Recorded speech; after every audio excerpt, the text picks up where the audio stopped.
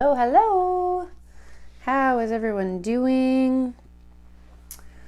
I've got my microphone again today, so hopefully that's all working. Hello, hello.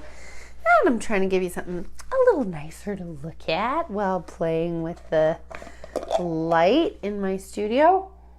I'm still battling this super fun cold. Excuse me while I sniffle away. Welcome. It's Let's Talk Sex Tuesdays. Sorry I didn't get the promo reel. My social media planner. Let's see. Hair down today. Yeah, I haven't worn it down in a while. My social media planner didn't send out the promo, so we're live now. I think the little thing went out now. We're not in an hour from now.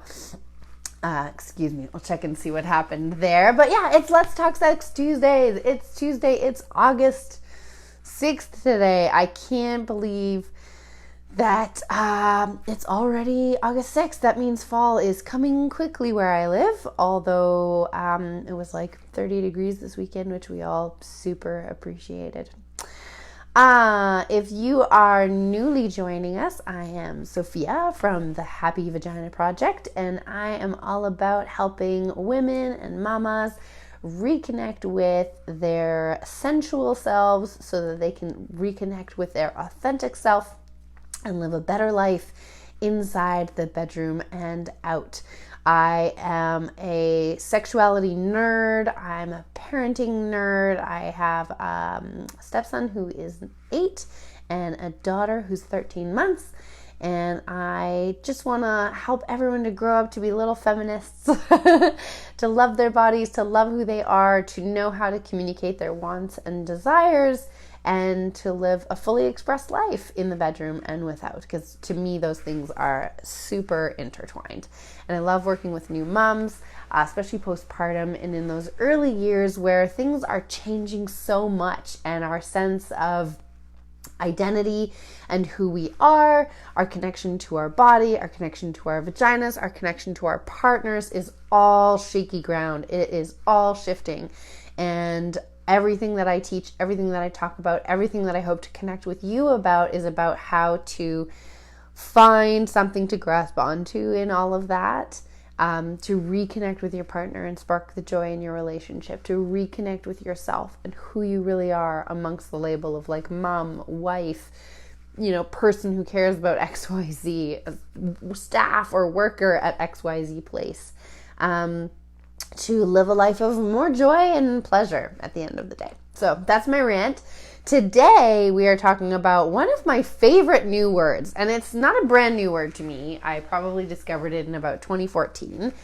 But it's a word that has really summed up a lot of what definitely blocks me up in my sexual experiences. It sums up really what prevents me or holds me back from orgasm, from pleasure, from connection from my partner. And it's such a simple thought or idea, but it really has kind of these really big ramifications, as does everything really, especially in our sexuality where everything is so interconnected. So hop on. If you're saying hi, just pop something in the comments. Let me know that you're here. Let me know that you can hear me. I'm pretty sure everything should be all good. I'm not getting any feedback with my microphone. That word, what's the word I'm talking about? I'm talking about spectatoring. Someone's here. Hi. Maybe just leave me a comment. Let me know if you can hear me. I'm testing my microphone again today. People are hopping in and out. So, spectatoring. What is this word? What does it mean? So I'm going to start with a little definition, and it comes from this book, which is probably backwards. It's called Sex Drive in Pursuit of Female Desire by Dr. Bella Elwood Clayton.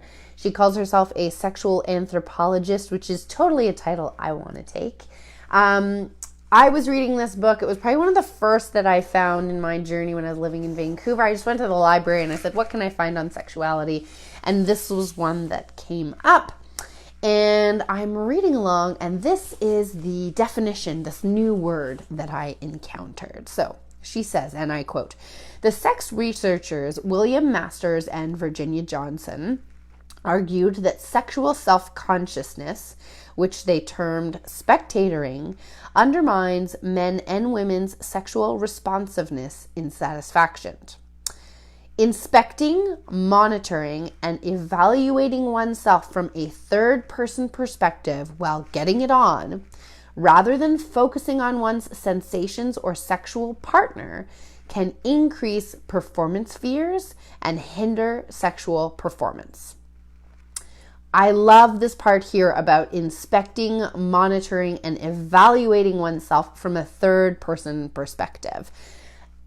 To me, what that conjures is the image of another me in the corner with a clipboard judging what is going on while I'm doing it. And so she's pretty much saying that, that judgment that's happening, sorry, I just don't want to cough on you, is what brings about that spectatoring. That judging is that sexual self-consciousness, right? We are not feeling confident about one or several things that are happening. So we are out of body, observing ourselves, judging what is going on. I just want to read a little bit more about what she says, and then we can kind of dive in.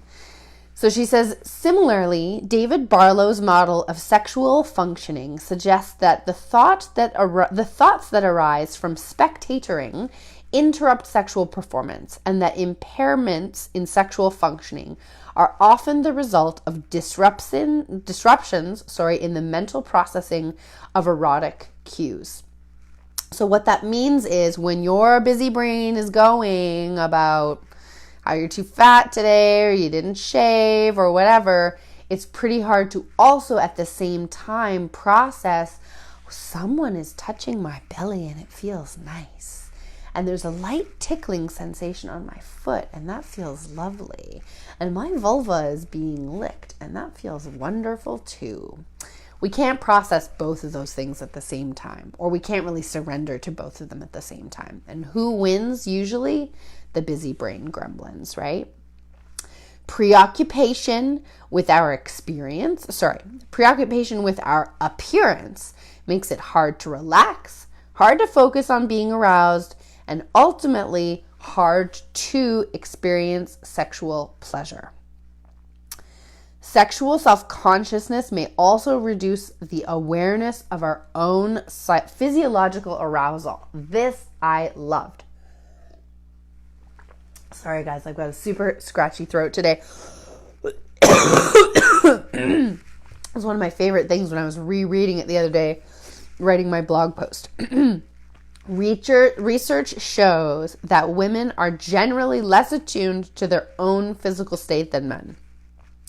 For example, in the absence of contextual cues, women are less accurate in estimating their heartbeat, blood glucose levels, and stomach contractions than men.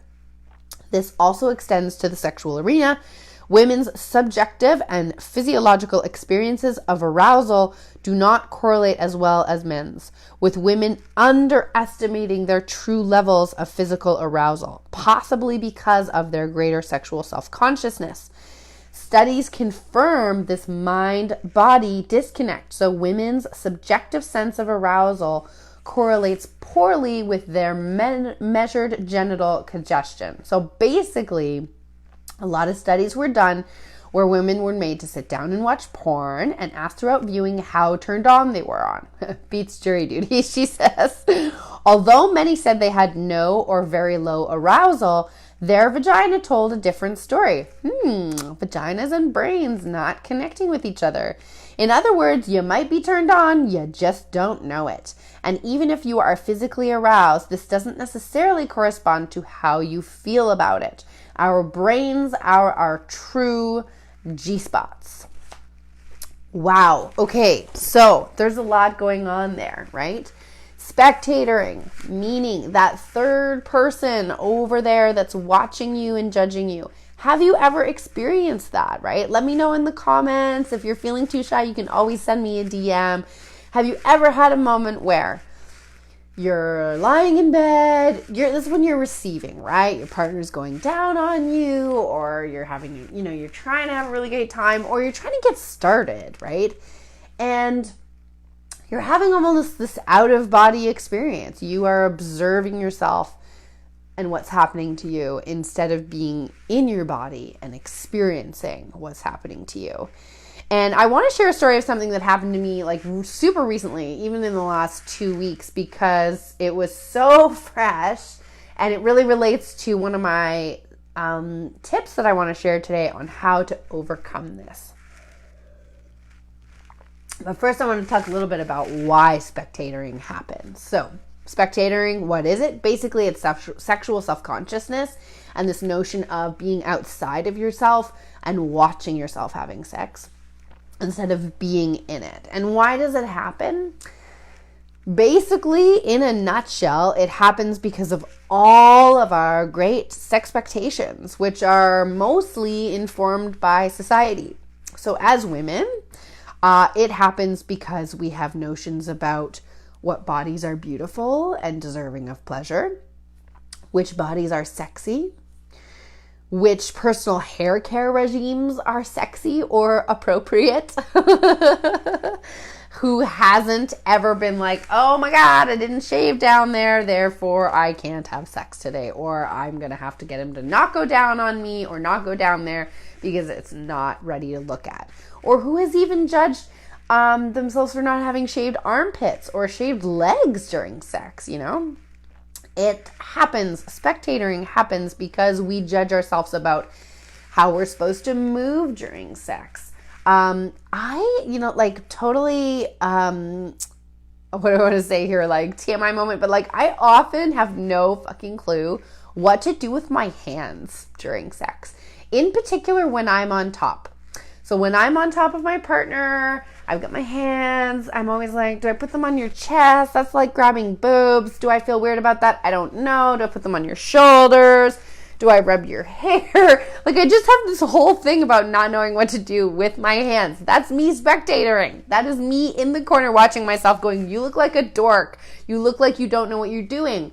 You look like, I don't know, a weirdo, right? All these negative things going through my mind because I have expectations about what sexy people are supposed to know what to do, right? We have judgments around what noises we're supposed to be making when we're having sex. We have judgments about what is supposed to feel good and what is supposed to be happening during sex, rather than surrendering to what feels good. And like I've talked about before, listening to our bodies, to what she wants today in this moment, not even what she has normally wanted, not what normally works for her or what should work for her according to, magazines and books and everything.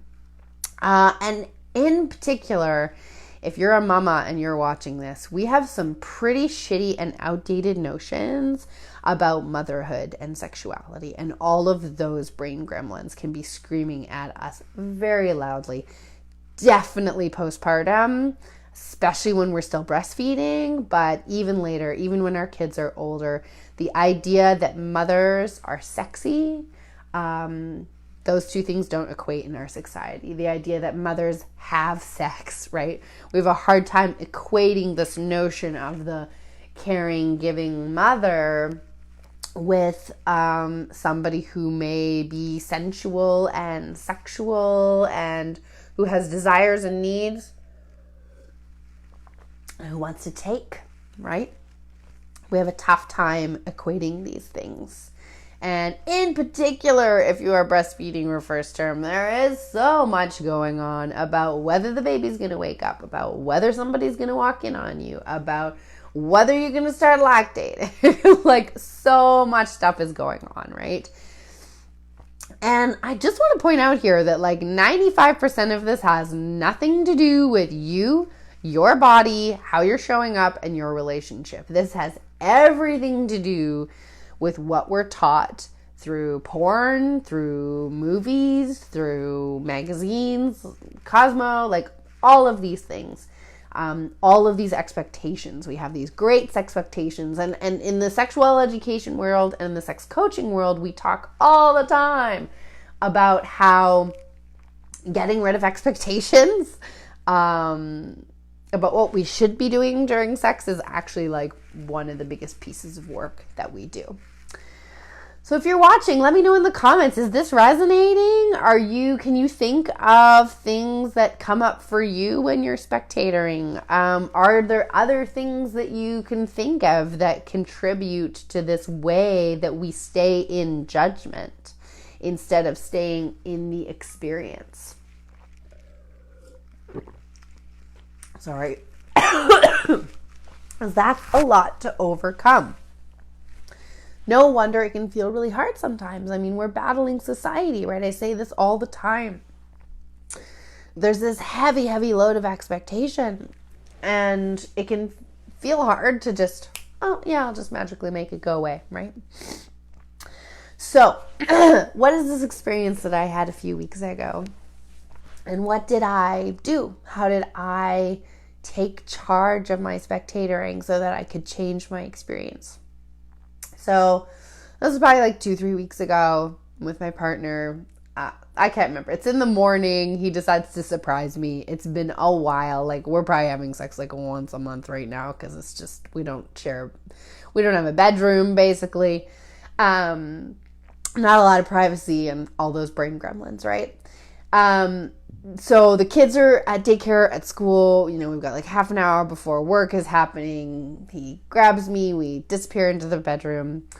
I'm lying down and I am trying, right? I'm like, okay, I'm going to breathe. Like, there hasn't been a lot of setup time. This is going to be a quick and dirty.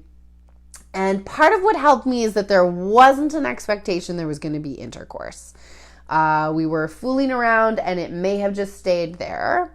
And I think that allowed me to relax a little bit more. Caveat. But nevertheless, we're getting started. And the spectatoring is like almost immediate. I'm over there in the corner with my little checklist. And I'm going, you got hairy legs. Your belly is fat. Your hair is unkempt. You probably stink because you haven't showered in 2 days. The list goes on and on. Are you going to get pregnant? Do you have a condom?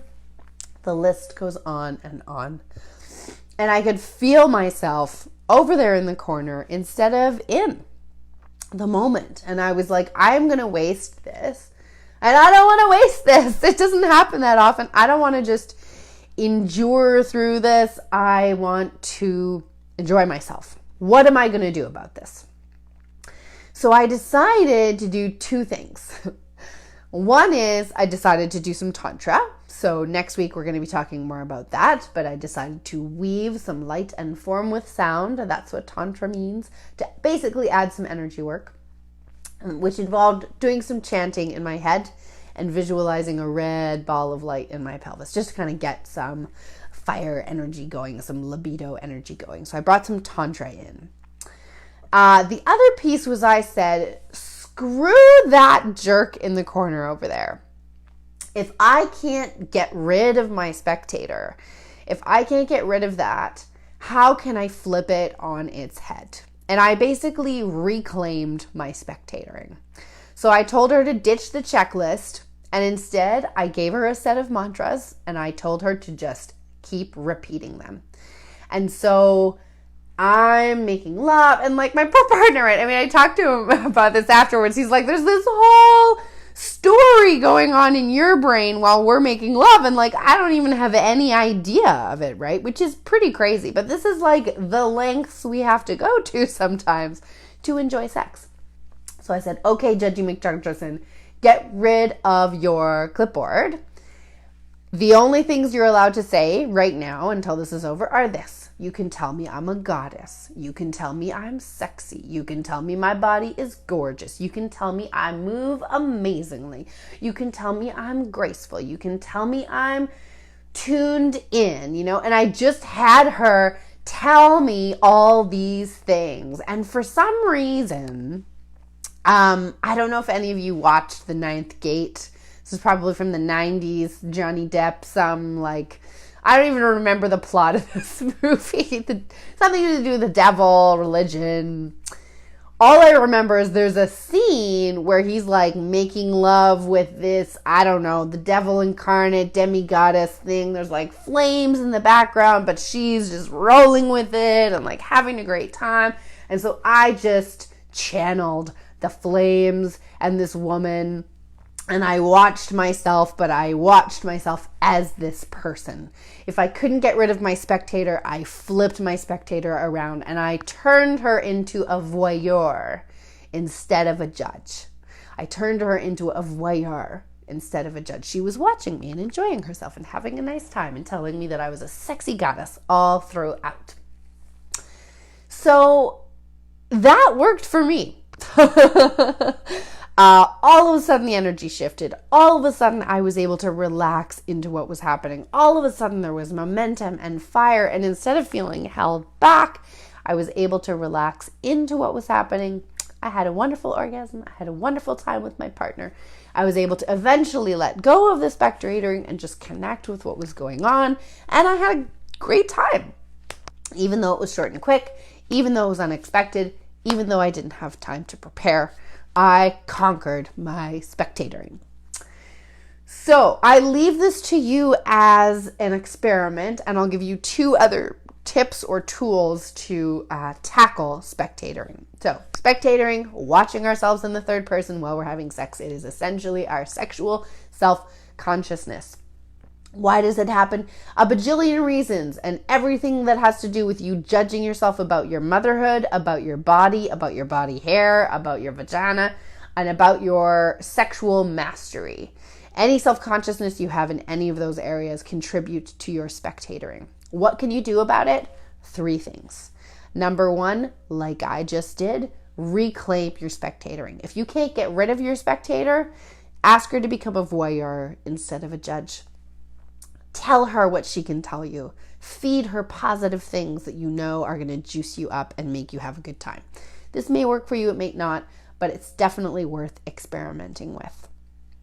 The other 2 are definitely to watch what my book author, Dr. Ella Clayton, calls your beauty porn.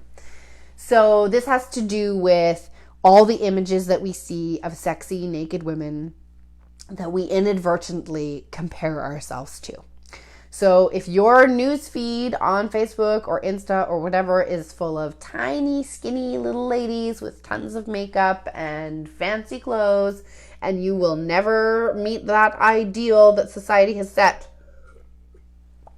you are setting yourself up for a lot of negative comparison in the bedroom. If you fill your feed with bodies of different shapes and sizes, some of them hairy, some of them not hairy, some of them round and curvy, some of them small and skinny, you can start to accept your body as existing within this beautiful rainbow and panoply, and you can start to see the beauty in it. I know I feel more beautiful about my body and more accepting of my body when I surround myself with more body diversity. So curate your media diet, what you intake, as much as you possibly can to shift the comparison that's happening in your brain. And the second one, which is kind of an offside, is definitely to just bring more sensuality and pleasure into your day-to-day. We've talked about this before when I talked about pleasure, and I talk about it often on my feed, is that tuning in to what's happening to your body, right? So remember, you got your brain gremlins happening, and you've got your body trying to process these delicious sensations. So when we strengthen our ability to process delicious sensations in the bedroom and outside of the bedroom, right? Enjoying that strawberry, enjoying what we're eating, the more quickly we're able to do it. Same thing, I guess this would be tip 4. Mindfulness is what helps us to turn down the brain gremlins and say, no thanks, I don't need you right now. The more we strengthen that mindfulness muscle with meditation and visualization, the more we can do it in an instant and say, no thanks, I don't want this right now. I want to tune into this right now. That is where we are at for today. I hope there was something helpful for you here. If you're having experiences like this and you want help, you want support, let me know. Reach out. I've got spots open for one-on-one coaching. We can get started as early as next week if you want. And always, send me a DM, send me an email. I'm happy to chat. I'm happy to give you some ideas and some suggestions. I am here to support you. Much, much, much love. And I will see you next week where we will be talking about Tantra, what it is, and how I incorporate it into my coaching practice to help you, and into my sex life to help me. Have a good one, and I'll see you next time.